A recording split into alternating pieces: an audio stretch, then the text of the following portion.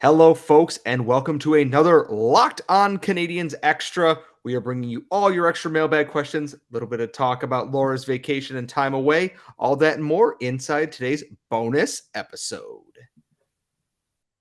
Locked On Canadiens, your daily podcast on the Montreal Canadiens, part of the Locked On Podcast Network, your team every day.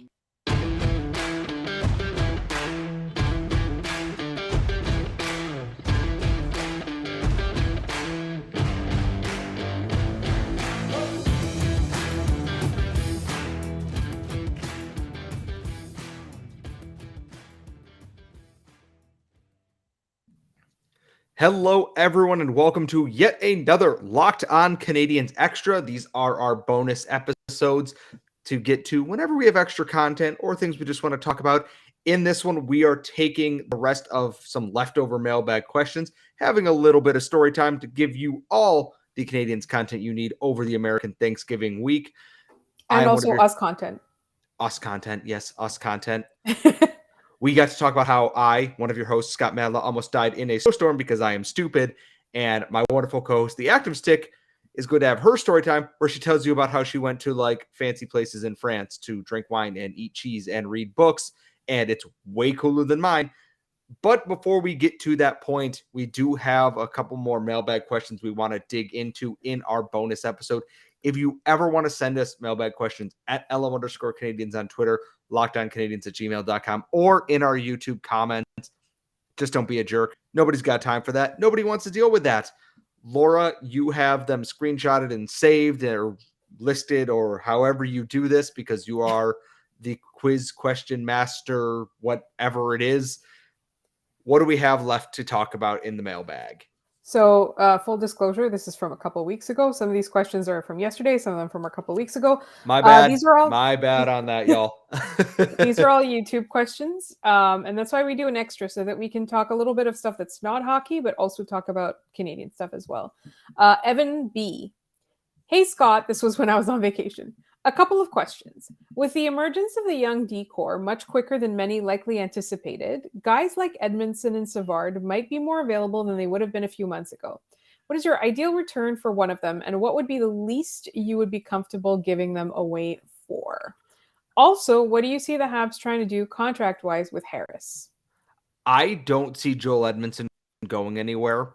I think he's too ingrained like the new team dad, especially in that young defense, that I don't think he's going anywhere at all. David Savard, if a team truly like wants a veteran defenseman, if you can get like a third and a prospect, not like an elite prospect, like just, a good maybe AHL prospect and like a mid-round pick, like a second or a third for David Savard, you take it and run. Yeah. I don't anticipate teams giving that up because another year on his contract. He hasn't looked great this year, but he plays a ton of minutes and blocks a ton of shots. So there's got to be a very stupid team out there that's willing to pay for that. Not even stupid, just old school. Potato, tomato, Edmonton. Anyways, this is not a shot at David Savard. I think he's miscast in Montreal very, very badly. And we've talked about that a lot on this podcast.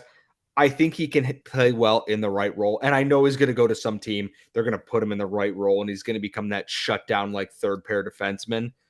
I think they could get a lot for Joel Edmondson, to be quite honest, because he's younger.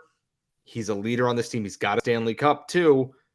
I think they could get a lot for him. Maybe not this year, but potentially next year. And as for Jordan Harris's contract, you see if you can get 3-ish years and keep the price down, 3, maybe 4, if you really, really think he's that good, which I do, and you keep that price down because he's not going to command a lot. He's not lighting it up on the score sheet, but he's playing really well. That I think that plays into Kent Hughes' favor here in that he can get more years and keep a lower AAV, and that allows them to spend potentially a little bit more on someone like a Caden Gooley or take some of that money and give it to Caulfield's upcoming contract or whomever else. So I completely forgot he's a free agent after this season too. The Harris contract? Yes, Yes. because he played games last year that burned the first year of his entry-level deal. And this I is obviously keep the forgetting that too. That's why I was like, what are you talking about? Sorry. Next question is from Andrew N. This was from 12 days ago, just so you know, at the time that we're recording this. Mailbag question. Is it time to start worrying that the Habs might not get a top 5 pick in the draft as they are playing very well, and considering their best defenseman, Mike Matheson, has not played a game yet but should be back soon? Hi, Andrew. I'm in the future.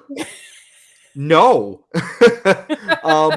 Admittedly, yes. This is from about a week and a half, 2 weeks ago. So I look at it this way. And we talked about it in the episode that you will hear Wednesday of the week of American Thanksgiving. Is Matheson doesn't look as good as he could yet, just because he's coming off a long-term injury.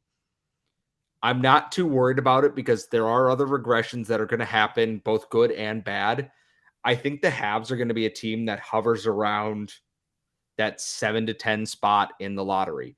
And I think the sooner Habs fans kind of adjust to that fact, the better, because there's too much talent for them to be this bad. They might fall off the second half of the season when pieces move out and more younger guys are playing, and we're going to find out who is and isn't ready.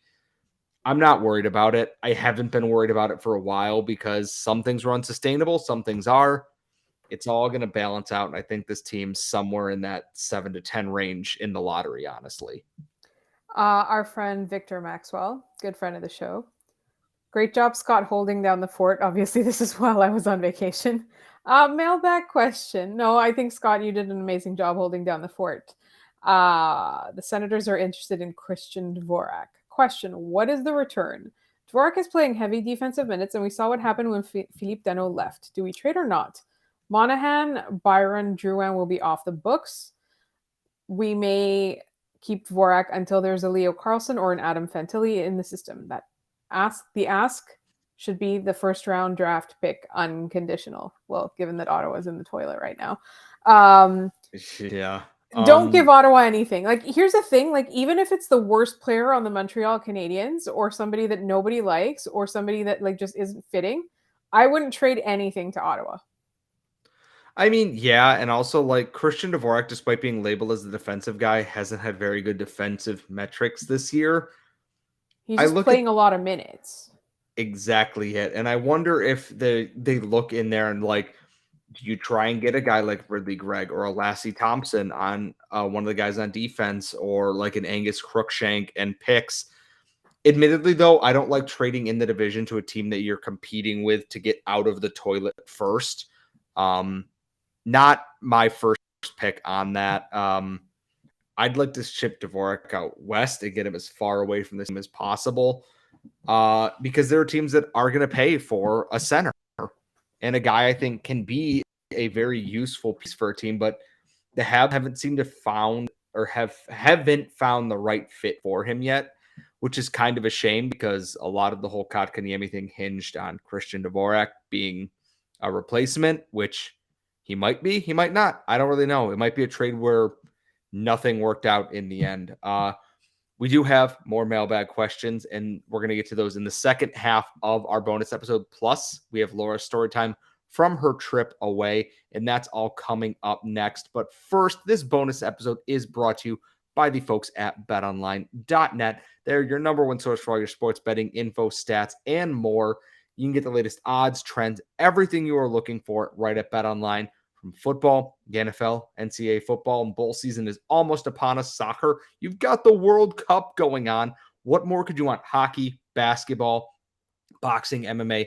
BetOnline has it all there. And they've got sports podcasts. And I know you love sports podcasts because you're listening to us right now at Locked On Canadiens. And they are always the fastest and easiest way to get your betting fix. So head to their website today or use your mobile device to learn more. And remember, folks, BetOnline, it's where the game starts. We are back. It is the second half of our very special Locked On Canadiens Extra. We got a couple more mailbag questions to get to, and then I am turning the show over to my co-host to tell us all about her very fancy pants vacation to Europe while I was holding down the fort here. Laura, what else do we have left over in our mailbag of fun? So before I get to like actual mailbag questions, there's a lot of commenters talking about my hair, which always amuses me. My hair is not just like a giant part of like my look. It is also a giant part of my personality. Literally, some people will be like, Laura, the girl with the hair. The answer to the question, like, what do I do with my hair to make it look the way it looks, is essentially wash it and then hope and pray. It never looks the same way twice. I do thank you all for making me feel better whenever I feel like my hair is like a giant mess. Like I will get compliments in the. I'm not soliciting comments, by the way. I'm just saying thank you. And then sometimes it'll look flatter.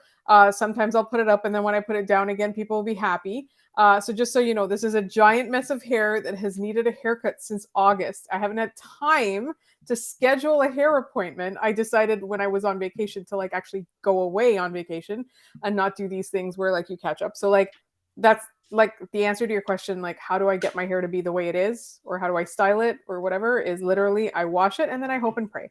That's it.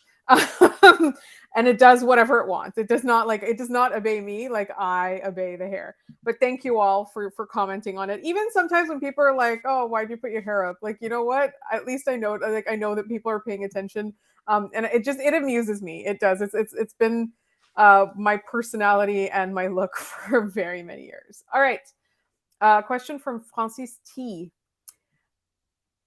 With all the talk around the top two centers on cup-winning teams, do you think we could compare Suzuki and Beck to Bergeron, Krejci in a couple of years? So this is interesting because if you listen to our Wednesday episode, I talked about Jeff Gorton and his appearance on the Tony Marinaro Sick podcast with Tony Marinaro. And then on the Tuesday episode, I talked about Kent Hughes appearing on the Raw Knuckles podcast. They both referred to Patrice Bergeron. And to be fair, Nick Suzuki was not compared to Patrice Bergeron specifically by the general manager or the executive vice president or whatever he is. They brought up Bergeron, and I think it was Tony Marinaro that said that Nick Suzuki has Bergeron-like qualities.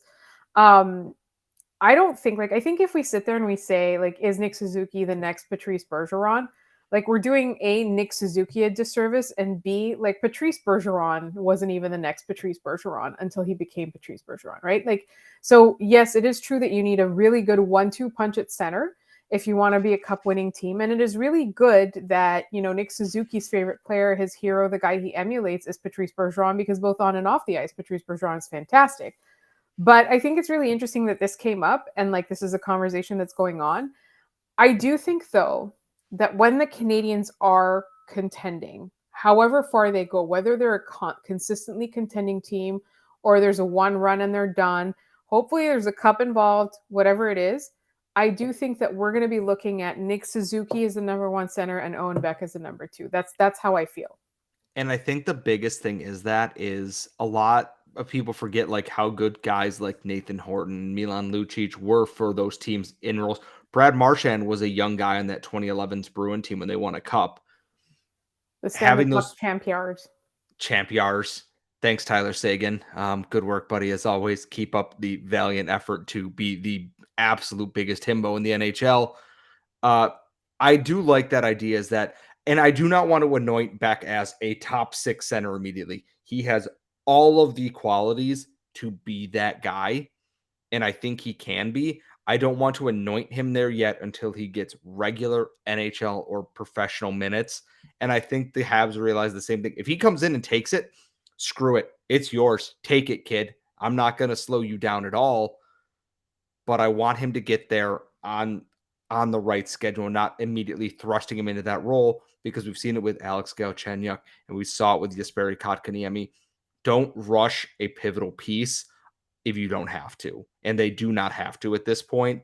But I am very interested to see how Owen Beck plays foil to Nick Suzuki kind of in this lineup here, and how much more flexibility it gives the Montreal Canadiens. Jeff Gorton said specifically on Owen Beck not to put a ceiling on him.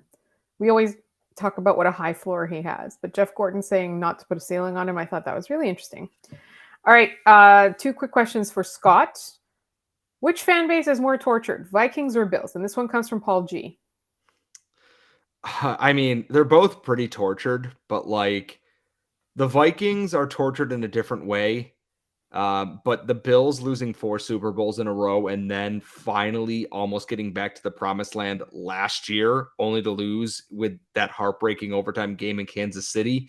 It's Bills fans, and I don't think anyone else in the real answer is Lions fans are the most cursed fans in the NFL. The Hi, Loins. Joe.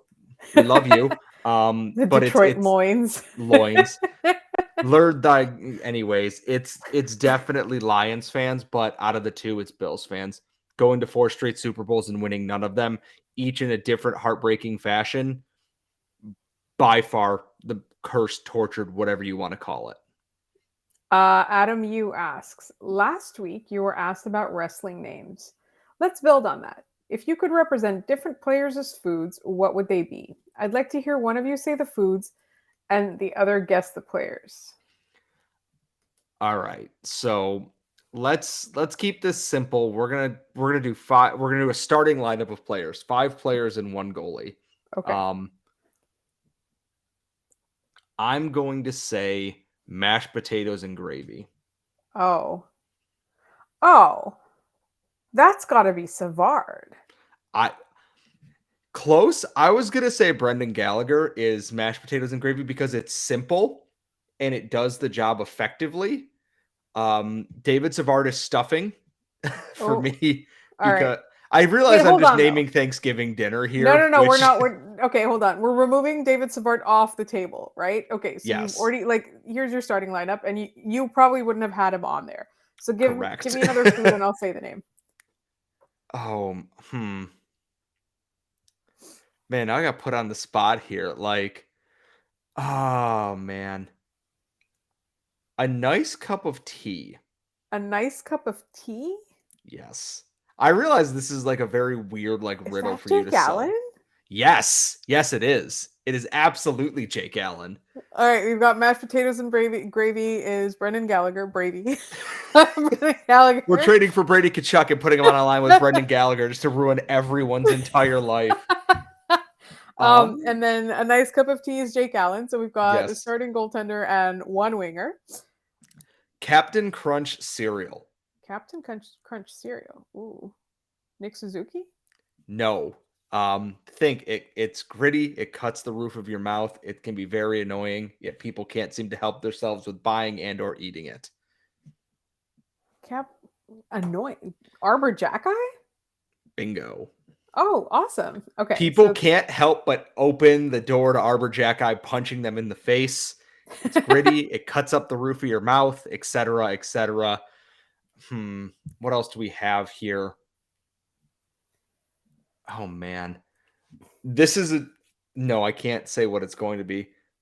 Tomato soup and grilled cheese. Tomato soup and grilled cheese? Yes, this is 2 items. 2 items. 2 players? Yes. Nick Suzuki and Cole Caulfield. Exactly. You can't have one without the other. Peanut butter and jelly, tomato and grilled cheese. I get it. I have 1 more left, and I'm trying to think of another defense. You know what? A steak cooked slightly medium well. Jordan Harris. Caden Gooley?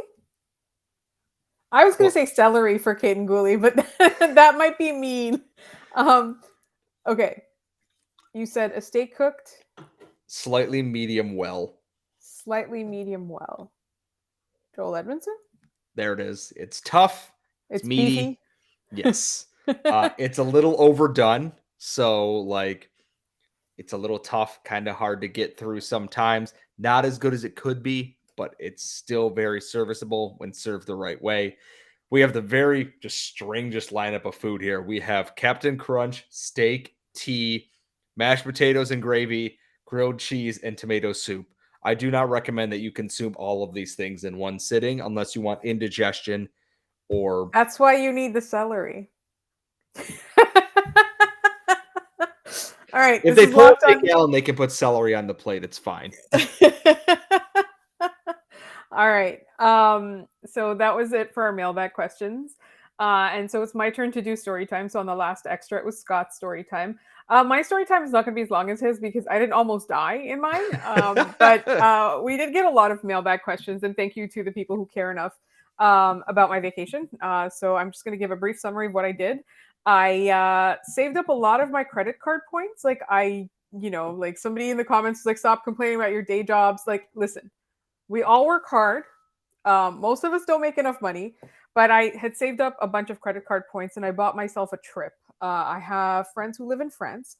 I was very lucky that I have friends who live in France. And I also really like to go to London because, thanks to my background, I'm very lucky. I have friends from all over the world and I have a lot of friends in London. So I wanted to go see them. And I haven't traveled in a while. I did travel for work, I did go visit my parents, but I didn't really do any like touristy, travel-y, like stuff like that. And it's the middle of November, like I didn't really blame anyone for not being able to come with me, but that also gave me the advantage of being able to run my own time. So I bought myself a ticket to London, and then I bought myself a ticket from London to Toulouse. And my friends live outside of Toulouse, like a like a short train away, I guess. And what I did in London essentially was see my friends, go to markets, walk around. One day I went to 3 parks. I went to Regent's Park and then Primrose Hill, which is like basically right there. And then I walked all the way to Hampstead Heath. And that's like, it was 17 degrees, right? It's November. It's beautiful. Like it was sunny. There was no rain, which is rare for London when you go to London. So I just had like this really amazing day where I went to 3 parks, and this was also kinds of, like because of COVID, plans have to change. There were plane delays, train delays, security was a nightmare. If you're traveling in 2022, just remember that you're gonna be stuck in the security line for at least 3 hours. So all of that to say, like, I had a beautiful day in London. I saw a bunch of my friends, and then in Toulouse, I spent a whole day in the city, and then I spent a day my friend's farm, my friend's house, which is a converted farm. It's not currently a farm, but I think they're trying to do farming. And it's a house that was built in French Revolutionary times. It was built originally as a farm and a barn and everything like that. So you could see the original beams, like in the mornings, I would wake up and it was like the original beams. And then every time you took a step in the house, it would creak like crazy because it's like a historic house. And they had this beautiful land. And I just spent an entire day. Like first I slept on a hammock, and then I it got cold and rainy. So I came inside and like took a nap on the inside. And as Scott said, drinking, I didn't eat all the cheese or drink all the wine. You know what I had a lot of though was butter, because butter in France tastes exactly what butter should taste like. It's so good. Like I literally bought a sandwich at the airport, and the butter in the sandwich at the airport was better than any butter I've had in my life. Like that's how good it is. Go to France, eat butter. It is expensive though. Everything was really expensive. That's the thing. That's why like I saved a lot of credit card points so that I could spend the money that I would have spent on a flight / hotel. I paid nothing for either of those things. I only paid for the train tickets that I took from city to city, from Toulouse to where my friends live.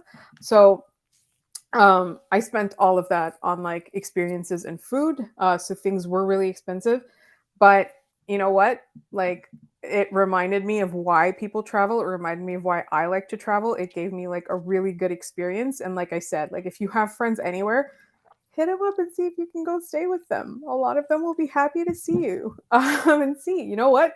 There's no harm in asking. They might say no. They might say they're busy. They might say it's not a good time.